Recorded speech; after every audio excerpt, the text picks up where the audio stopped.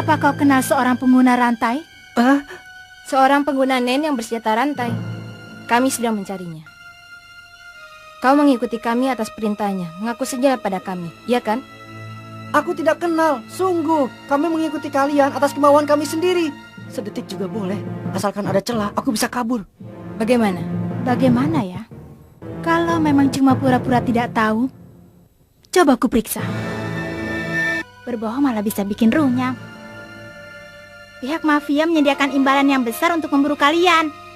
Bahkan ada juga beberapa situs yang bersedia memberikan banyak uang. Pertanyaan kedua, pada siapa kalian belajar cara menguntit? Bukan sekedar menguntit, itu adalah teknik menghilangkan keberadaan yang bernama Jetsu. Itu adalah salah satu teknik dari Nen. Siapa yang mengajarimu? Seorang guru dari aliran Shingen. Pertanyaan ketiga, apa kau kenal seorang pengguna Nen bersenjata rantai? Rantai? Mungkin dia bertipe Gugenka atau Sosa.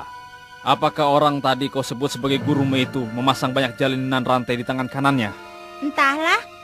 Guruku itu bertipe Kyoka. Lagi pula yang kupelajari darinya hanyalah 4 ajaran saja. Begitu ya. Kalau tidak tahu aku berbuat. Nah, pertanyaan terakhir. Ini adalah pertanyaan 2 pilihan. Berpikirlah baik-baik. Mati sekarang atau mati nanti?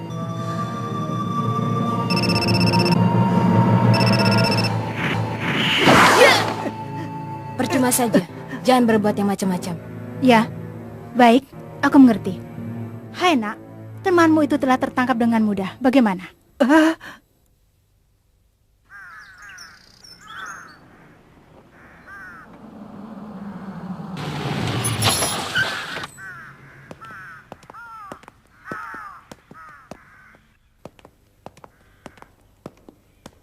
Apa mereka tidak takut membawa kami ke tempat seperti ini? Selamat datang di markas kami.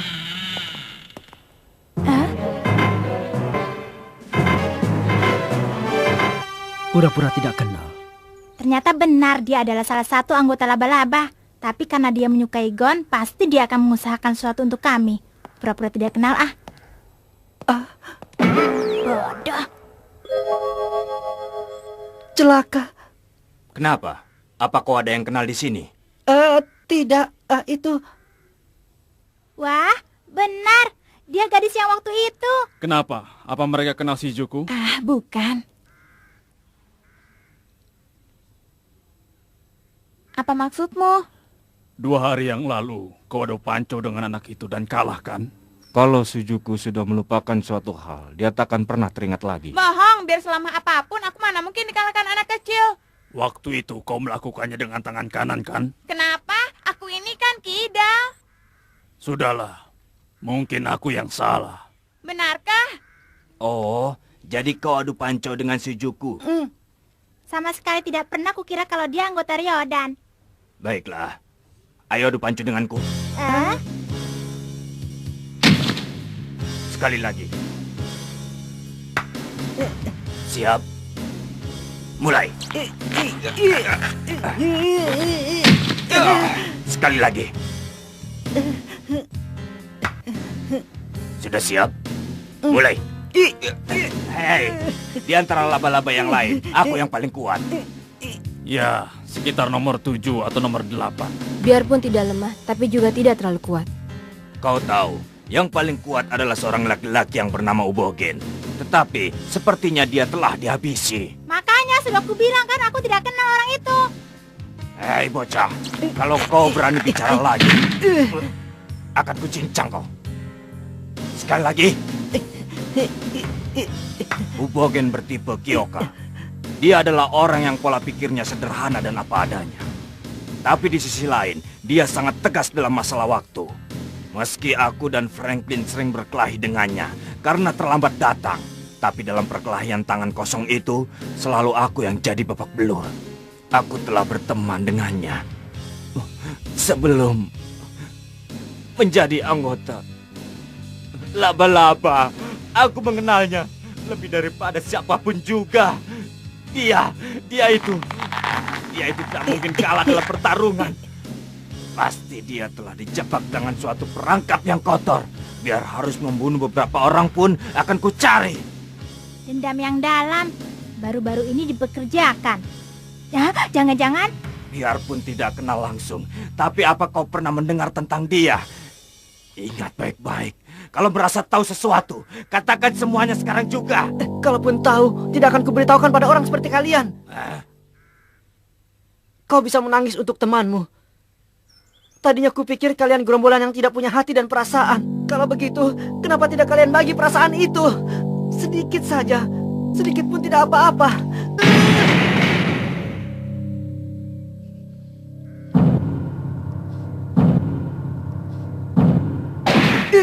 Kau terlalu besar kepala. Kalau bergerak, akan kupotong. Jawablah pertanyaannya. Apa kau kenal si pengguna rantai itu? Sudah kubilangkan, tidak ada yang harus kuceritakan pada orang-orang seperti kalian. Faitang, hentikan. Menghentikan apa? Hal yang akan kau lakukan itu? Memangnya kau tahu apa yang akan kulakukan? Kau ingin mematahkan tangannya, mula-mula jarinya, mencabut kukunya pelan-pelan. Bagaimana dulu tidak penting, pokoknya hentikan. Kenapa kau memberiku perintah segala? Aku tak perlu mematuhinya. Hentikan, Nobunaga. Kau tidak melupakan peraturan kita, kan? perkelahian serius antar sesama anggota dilarang keras ya. Aku tahu itu. Kalau ada permasalahan, putuskan dengan koin. Belakang. Depan. Ini pasti depan. Faitang, lepaskan dia. Lalu bagaimana dengan mereka berdua? Kita belum mendapatkan informasi apapun tentang si pengguna rantai. Kalau memang tidak tahu, lepaskan saja. Bagaimana Pak Kunoda? Dalam perjalanan ke sini aku sudah memeriksanya. Tapi mereka berdua benar-benar tidak tahu apa-apa. Benarkah? Iya. Mereka sama sekali tidak punya memori tentang si pengguna rantai itu. Tumben sekali. Firasatmu meleset. Ini sungguh aneh. Ya, tapi kalau memang itu yang dibilang Pak Kunoda, pasti memang benar. Gon, saat menuju ke sini mereka melakukan sesuatu padamu. Tidak, tadi mereka hanya menanyaiku saja. Begitu ya? Apakah ini artinya mereka telah menyelidiki tanpa kami sadari? Tapi bagaimana caranya ya? Kalau dilihat dari sikap mereka, tampaknya hasil pengamatan perempuan yang namanya Pokunoda itu sangatlah dipercaya. Sesuatu yang lebih dipercaya daripada firasat. Apa yang sudah dilakukannya pada kami ya? Mereka sama sekali tidak punya memori tentang si pengguna rantai itu. Memori? Kenapa dia bisa tahu tentang itu ya? Bagaimana denganmu? Apa kau tahu sesuatu mengenai seorang pengguna nen yang bersenjata rantai? Kemampuan untuk memeriksa memori dengan cara menyentuh targetnya. Kalau benar begitu semuanya cocok, tetapi gawat. Memang tadi aku sama sekali tidak tahu mengenai orang yang bersenjatakan rantai. Tapi sekarang aku sudah mulai punya bayangan. Kalau sampai dia memeriksaku lagi, bisa bahaya. Mereka tidak punya hubungan dengan pengguna rantai itu. Pulangkan saja. Ditahan di sini pun tak ada gunanya ya. Jangan. Di belakang mereka, pasti ada seseorang yang mengendalikannya. Bukankah lebih baik kalau mereka baru dilepaskan setelah kita tahu siapa orang yang berada di balik layar? Biarpun ada orang di balik layar, itu bukan si pengguna rantai. Karena pengguna rantai itu bertindak seorang diri. Jadi pendapatmu sama dengan Nobunaga ya? Kita bisa mendapatkan lebih banyak informasi melalui keluarga Nostrat. Itu memang benar. Yang jadi sasaran kita hanyalah pengguna rantai itu saja. Yang lain tak perlu kita urusi. Jadi begitu. Kalian beruntung. Jadi kalian bisa pulang. Tidak. Tidak boleh. Takkan kubiarkan mereka pergi. Hei bocah. Bergabunglah dengan laba-laba. Tidak mau. Jadilah rekanku. Daripada harus menjadi teman kalian, lebih baik aku mati saja. Kau sangat benci kami ya. Kau tipe Kyoka kan? Kalau memang benar, kenapa? Jadi benar begitu ya?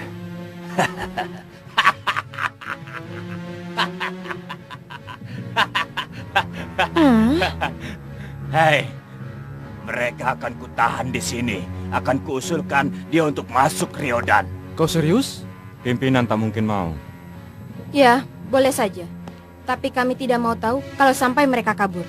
Kau sendiri saja yang mengawasi mereka. Padahal kita sudah berkeliling. Tapi anehnya sama sekali tidak ada mafia yang menantakan dirinya. Ditambah lagi, yang pertama kali kita dapatkan hanyalah 2 bocah itu. Apa mereka sudah putus asa? Tidak. Kurasa mereka masih belum putus asa. Pasti saat ini mereka sedang mempersiapkan diri untuk rencana berikutnya. Kalau begitu perhitungan kita meleset. Padahal sebelumnya rencana kita adalah untuk mengorek informasi tentang si pengguna rantai itu. Karena itulah aku berencana agar kita sendiri yang pergi mencari mereka. Akan kubagikan pada kalian foto orang-orang yang dipekerjakan keluarga Nosrat yang telah kudapatkan dari situs Hunter. Harap kalian ingatnya. Terutama wajah 5 orang yang ada di halaman depan. Sepertinya mereka mendampingi putri kepala keluarga Nosrat sebagai bodyguard. Putri? Yang menangkap Ubo adalah mereka. Tapi Ubo bilang si pengguna rantai tak ada dalam foto ini. Hyosoka? Tidak usah. Hah? Sebab foto pengguna rantai itu tidak ada di situ kan. Jadi ada daftar itu atau tidak, sama saja. Percuma saja. Biarkan saja. Hah? Dia sudah bilang tidak usah. Jadi kau tidak perlu memaksanya. Ya, benar. Coret foto yang paling kiri atas. Ubo sudah membunuhnya. Yang jelas, karena kita tidak mengetahui wajah pengguna rantai itu, berarti harus menemukan orang yang mengenalnya. Sekarang, ayo kita mulai bergerak secara berpasangan. Nah, jam 10 malam kita berkumpul lagi di sini. Sekian. Tunggu dulu. Nobunaga sedang jaga markas kan? Bagaimana denganku? Kita kan ada 10 orang, berpasangan saja dengan siapapun yang tersisa. Tersisa.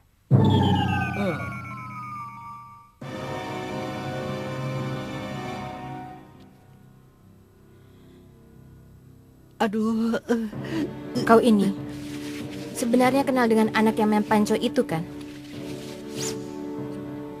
Tetapi kenapa sikap kalian terlihat aneh?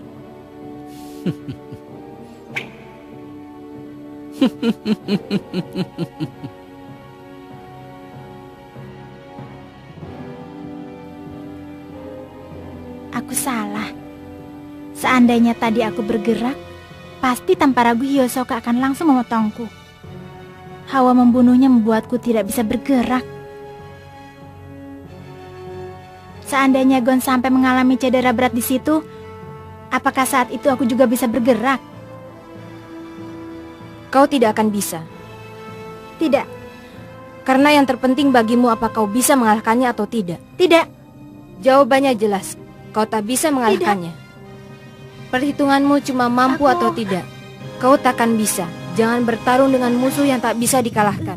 Hentikan!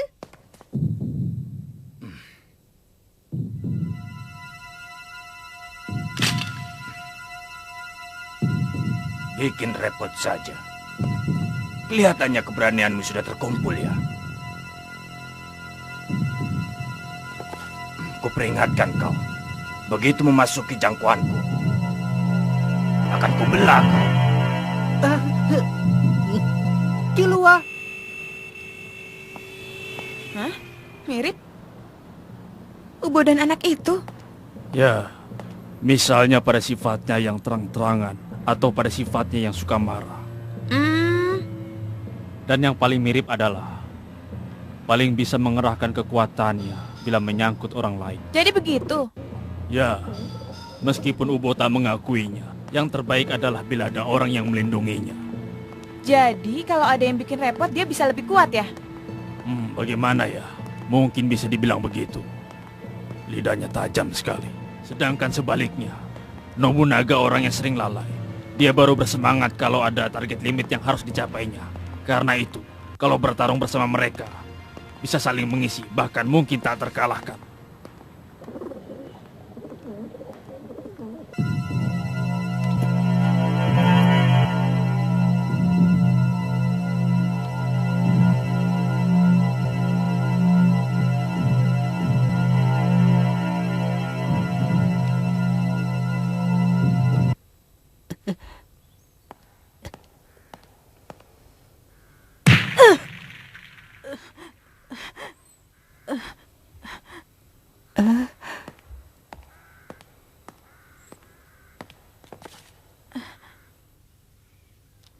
Bertarung secara langsung dengannya mustahil.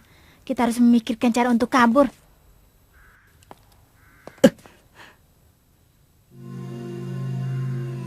Pintu keluarnya hanya satu. Jendelanya kecil sekali. Dan hanya berfungsi sebagai tempat masuknya cahaya. Bagaimana caranya untuk menyingkirkan dia dari pintu ya?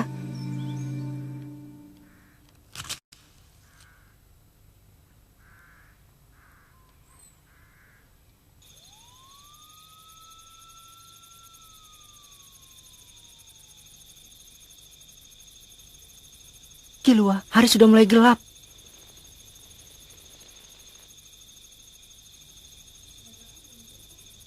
Memanfaatkan kegelapan juga mustahil. Apa yang sedang dilakukan Leorio sekarang ya? Semoga saja dia bertemu dengan Pak Zepel tanpa masalah. Kilua, kau tidak apa-apa kan? Iya.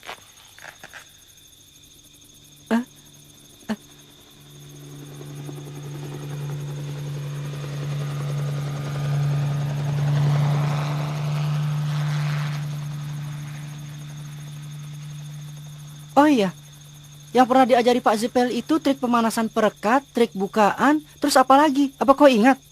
Aku lupa. Apa trik perekat samping ya? Tapi sepertinya bukan. Kalau memanaskan perekat zaman dulu agar bisa direkatkan sekali lagi namanya trik pemanasan perekat. Gon, biar aku yang jadi umpan. Saat dia lengah, cepatlah kau kabur ya. Bicara apa kau? Benar. Batalkan saja. Kau tidaklah sebodoh itu hingga tidak mengetahui sejauh apa kekuatanku. Aku juga tahu tentang itu. Ruangan dengan hanya satu pintu keluar ini sangat memudahkan pengawasan. Dia adalah musuh yang terus mengawasi kami tanpa akan ada satupun gerak-gerik ataupun perkataan kami yang akan dilewatkannya. Sudah pasti dia adalah pendekar yang hebat. Sudah pasti cederaku akan fatal. Tapi justru itulah yang lebih berarti. Itu mustahil. Kau takkan bisa. Diam kau. Tidak akan bisa tahu kalau tidak dicoba. Apa yang kau pikirkan, Kilua? Aku akan menghentikannya, meskipun harus ditukar dengan nyawaku. Manfaatkan kesempatan itu untuk kabur.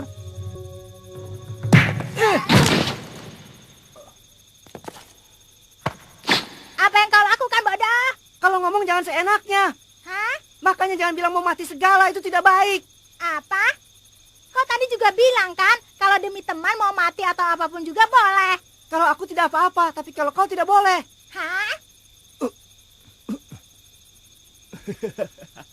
Aku sudah menyiapkan diri untuk mati agar kau bisa keluar dari sini, bodoh. Jangan mengatakan hal yang seenaknya tanpa memikirkan perasaan orang. Aku tidak mau tahu, pokoknya jangan bicara begitu lagi. Percuma saja adu mulut dengan orang bertipe Kyoka. Sudah kuduga, kau ini menarik. Nah, tenang sajalah dan jangan berbuat yang tidak-tidak. Aku tahu kau sudah bertekad untuk melakukannya. Tapi jangan mati percuma. Tunggulah dengan tenang sampai pimpinan kembali. Kalau pimpinan berkenan, kalian bisa diizinkan pulang. Tapi kalau berusaha kabur dari sini, akan kubelah tubuh kalian. Aku ingat sekarang. Trik congkel samping. Ya, trik congkel samping. Trik pemanasan perekat, trik bukaan, lalu yang satu lagi, trik congkel samping. Itu mengeluarkan harta dari brankas. Congkel? Samping? Oh? Kau sudah ingat ya? Oh, itu ya? Aku ingat. Iya, sayang sekali ya. Coba kita ingat hal itu dari tadi. Ayo. Kalian serius? Hasilnya hanya kematian. Kalian berdua tak punya cukup kemampuan untuk menghadapi pedangku. Kalian dasar bodoh.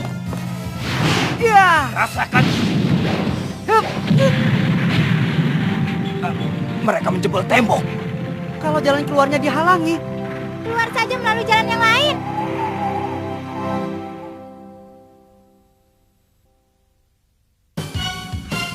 Mereka menjebol tembok untuk kabur. Kejar yang mana? Percuma mengunci. Dengan mudah dia bisa mendobrak. Kalau ku kejar dari sini, dia bagai tikus dalam perangkap. Dia masih terus menjebol. Yang satunya juga.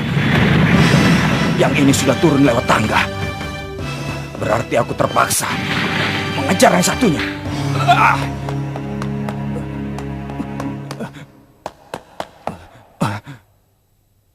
Mana dia? Menyembunyikan keberadaan diri dengan Jetsu. Kilua! Kau di mana? Ya, aku di sini. Dari mana dia keluar? Jadi dia menjebol tembok yang terakhir untuk tipuan. Dia tidak masuk ke ruangan sebelah, tapi bersembunyi. Begitu aku lewat, dia keluar ke lorong. Setelah ini, kita kalahkan dia berdua ya, Killua.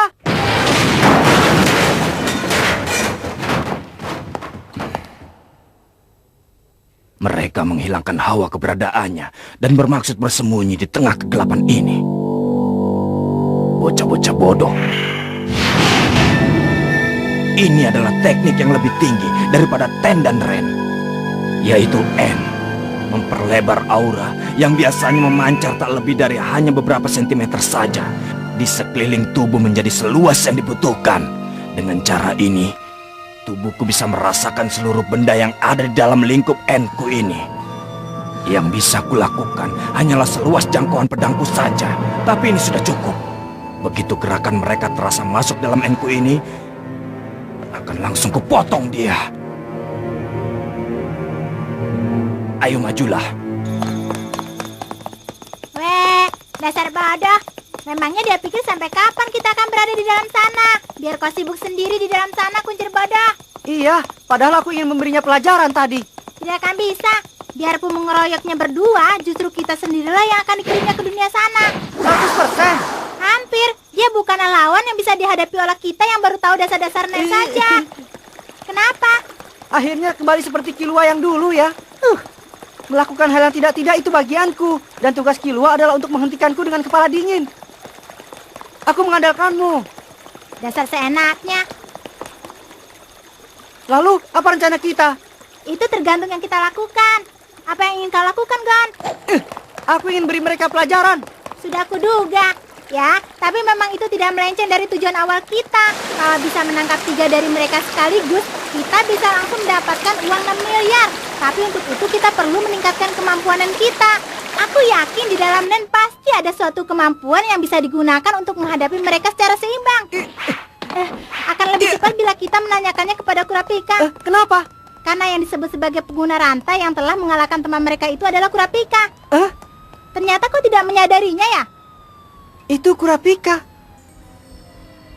Jadi dia telah menghabisi salah satu anggota Ryodan itu. Sepertinya begitu. Biarpun aku tidak tahu bagaimana ceritanya hingga bisa jadi seperti itu. Setelah menemuinya, kita akan tahu. Seandainya benar Kurapika lah yang telah menghabisinya, itu berarti kita juga punya peluang. Karena Kurapika juga mulai belajar Nen di saat yang hampir sama dengan kita. Tapi kita membutuhkan sesuatu kemampuan yang di atasnya itu untuk bisa bertarung melawan Ryodan secara seimbang. Kalau bisa bahkan melebihinya. Jadi yang mengetahui kunci jawaban itu adalah Kurapika, begitu? Iya. Aku bisa sampai sejauh ini adalah berkat dirimu. Mari jadi hunter bersama-sama. Ayo kita temui Kurapika.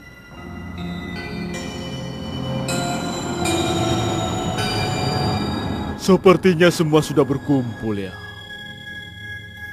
Baiklah kalau begitu, sekali lagi akan kujelaskan mengenai permintaan dari 10 Godfather. Isinya adalah untuk menghabisi Gen Ryodan.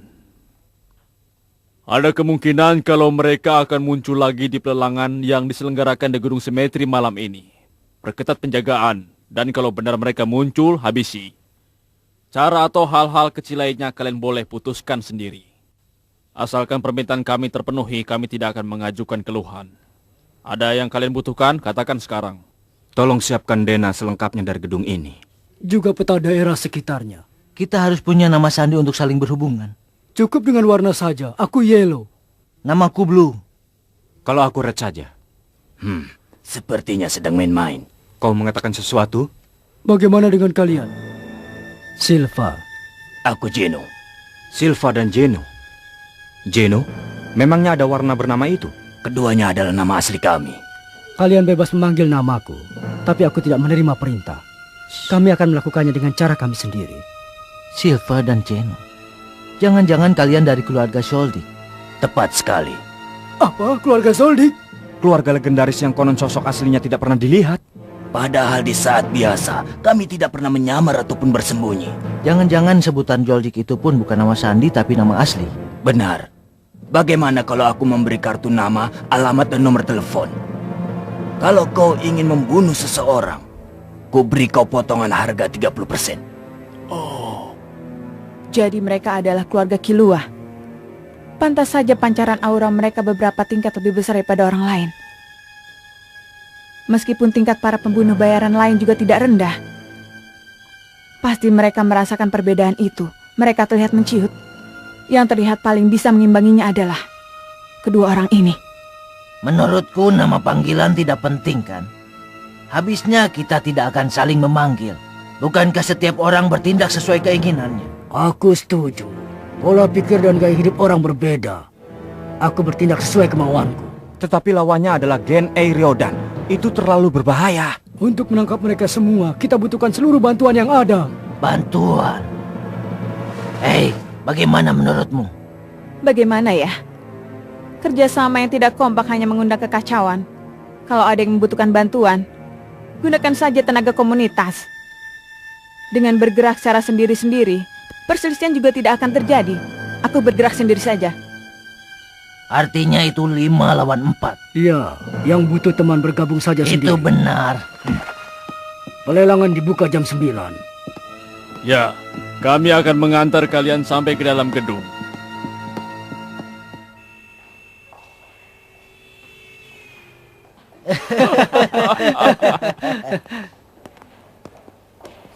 Silakan. Hai Nostrat, bagaimana keadaanmu? Menurutku biasa-biasa saja. Biasa-biasa saja? Kedudukanmu jadi makin tinggi sekarang. Padahal belum lama ini kau masih jadi pimpinan kelompok tingkat desa. Kalau sekarang kau sudah bersikap besar kepala terhadap kami. Oh ya, ngomong-ngomong, apa tanganmu baik-baik saja yang dulu? Tangan? Sepertinya kedua tanganmu hampir haus karena terlalu sering meremas-remas tangan.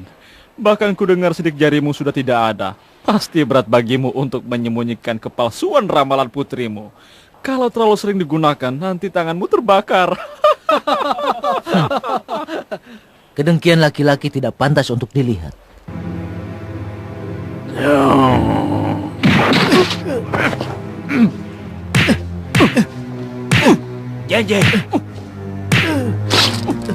Janji, apa-apaan kau? Padahal cuma pekerjaan rendah. Jangan seenaknya melepaskanku. Janji, lepaskan dia. Orang seperti itu jangan dilayani. Kami sudah mengerti. Apa yang ingin kau katakan? Tidak ada seorang pun yang mau mengakui orang sepertimu. Darahnya? Tidak apa-apa. Rupanya banyak orang yang dendam padaku karena kesuksesanku. Sementara mereka tidak sanggup berbuat apa-apa. Di zaman sekarang hal yang paling penting adalah informasi. Di antara semua informasi itu, menurutmu apa yang paling vital? Apa itu? Informasi masa depan. Dengan kata lain ramalan. Asalkan kita bisa mendapatkan ramalan yang ketepatannya 100%, untuk mengendalikan dunia pun mungkin saja. Kedudukan sebagai 10 Godfather bukanlah sebagai impian lagi. Untuk itu aku akan terus naik ke atas, biarpun dengan itu musuhku pasti akan semakin bertambah juga. Kurapika? Ya? Aku telah menyiapkan imbalan yang pantas untukmu, tapi kuharap kau akan terus bekerja dengan baik.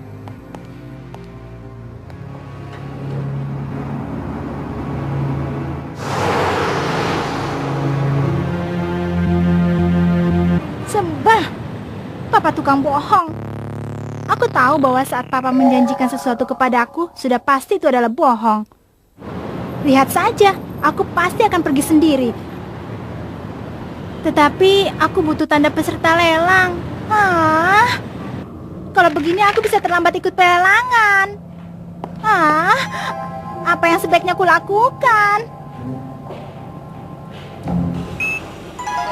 Baik, tak ada masalah. Anda boleh lewat sekarang. Polisi juga ikut kerjasama ya? Lawannya adalah Gen A Ryodan. Dalam radius 1 km dari tempat pelelangan. Dilakukan penjagaan dengan ketat. Orang yang masuk tanpa izin tidak akan bisa lolos lagi. Halo.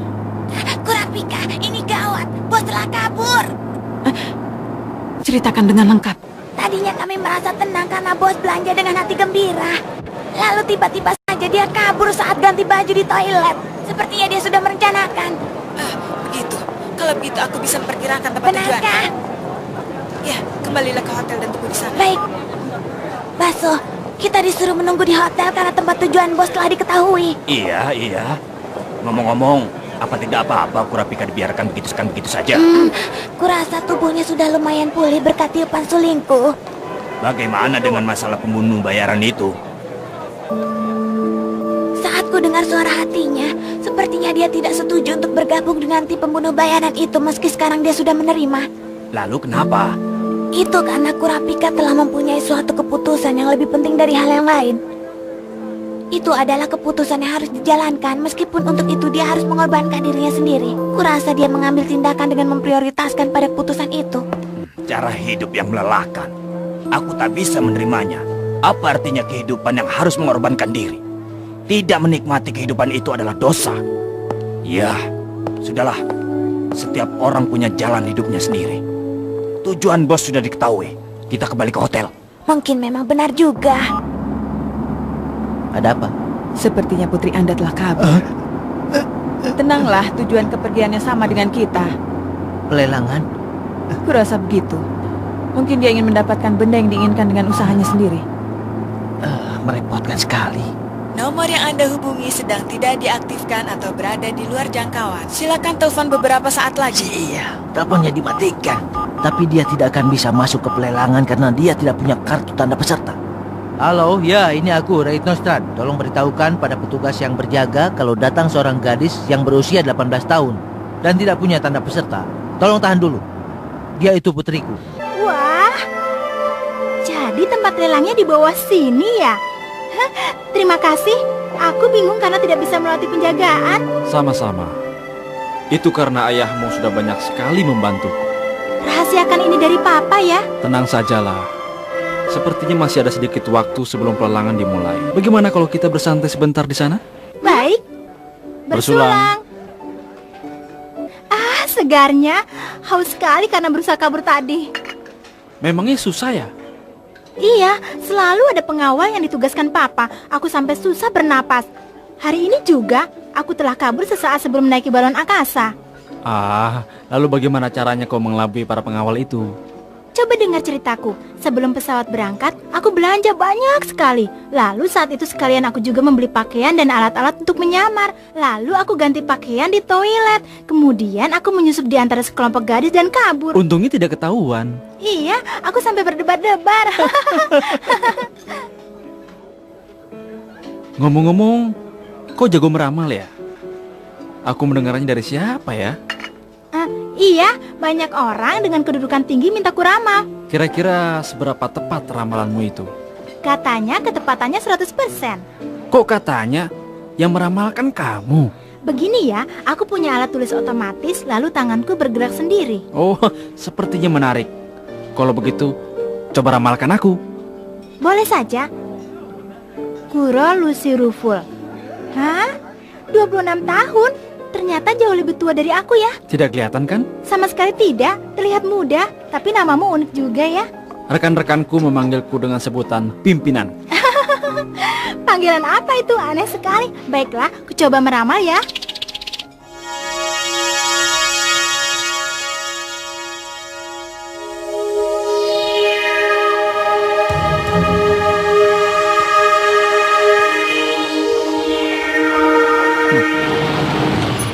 Apa kau bilang? Dia sudah pergi? Tapi itu terjadi sebelum Anda menghubungi kami. Kemudian dia naik taksi seorang diri tanpa membawa tanda peserta. Saat aku memperingatkannya, kami sedikit adu mulut. Ya sudah kalau begitu. Apa boleh buat? Cetak foto putriku dan bagikan pada para penjaga. Ini penting. Biar aku yang mencarinya. Apakah ada peta di kota ini? Nah, sudah jadi? Boleh kulihat? Silakan. Ramalanku itu sedikit unik, tersusun dari 4 atau 5 bait puisi yang terdiri dari 4 baris.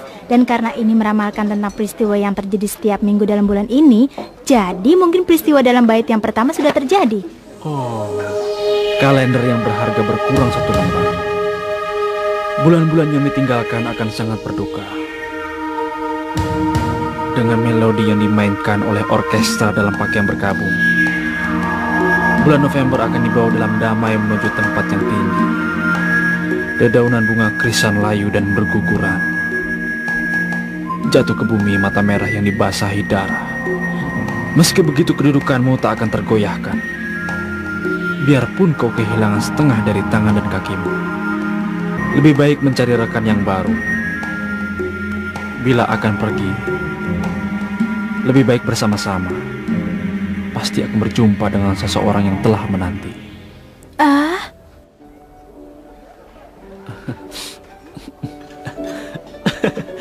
Ramalanmu hebat sekali. Benar-benar tepat. Misalnya saja dalam bait pertama ini. Jangan. Aku tidak pernah mau melihat hasil ramalanku karena aku merasa ramalanku akan jadi lebih tepat kalau aku tidak terlibat di dalamnya. Oh, begitu ya.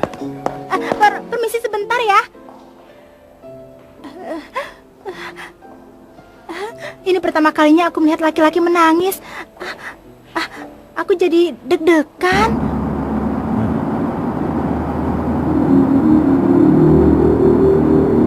Sepertinya putri Anda sudah berada di dalam gedung semetri. Apa katamu? Pak Supir, cepat ke sana. Sudah hampir dimulai. Ayo ke sana. Aku merasa bersyukur yang menolongku adalah kamu. Kenapa? Karena beda dengan Papa. Sepertinya aku tidak akan pernah berbohong. Boleh aku tanya satu hal? Iya. Di dalam ramalanmu ada lagu duka bagi orang yang sudah meninggal. Apakah kau percaya pada kehidupan setelah mati? Aku tidak begitu percaya. Karena bagaimanapun juga ramalan punya arti bagi orang yang masih hidup. Seandainya benar ada perumpamaan seperti itu, maka kurasa yang akan terhibur bukanlah orang yang sudah meninggal, melainkan dirimu sendiri, Kuro. Mungkin benar apa yang kau katakan itu. Sebenarnya itu tadi bukan kata-kataku sendiri. Yang mengucapkannya adalah seorang peramal yang pernah kulihat di TV saat masih kecil. Ramalan adalah sesuatu yang membahagiakan orang-orang yang saat ini sedang berjuang hidup. Karena itulah aku hanya meramalkan hal yang buruk saja. Dengan begitu maka orang akan berdoa dan berusaha keras agar hal buruk itu tidak sampai terjadi. Begitu katanya. Saat itu aku merasa sangat terharu dan berpikir, benar juga ya, aku ingin menjadi peramal. Yang kau maksud itu adalah Madame Gingga? Iya benar. Kalau tidak salah dia termasuk yang tidak mempercayai dunia setelah mati. Benar. Karena itulah aku juga tidak begitu mempercayainya. Kalau aku mempercayai akan adanya arwah. Karena itulah aku ingin melakukan hal yang paling ingin dilakukan oleh dia yang sudah mati. Hal yang paling ingin dilakukan? Apa itu? Ingin tahu? Iya, ingin tahu. Itu adalah membuat kekacauan. Nona, kau kenapa? Nona, bangun Nona. Nona.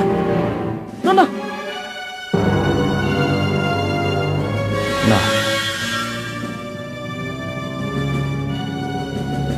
mari kita kumandangkan lagu kematian.